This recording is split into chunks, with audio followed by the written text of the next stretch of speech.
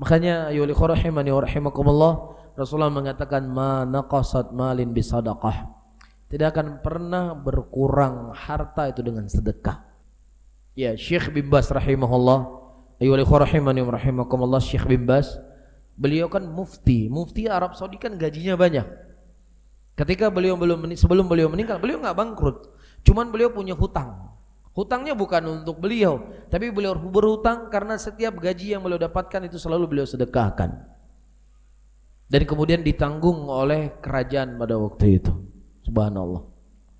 Oleh karena itu, ayyuhal ikhwah rahimani wa rahimakumullah, ya, jangan pernah takut, jangan pernah khawatir. Ketika kita takut fakir, takut miskin, ketahuilah itu syaitan yang menakut-nakuti kita.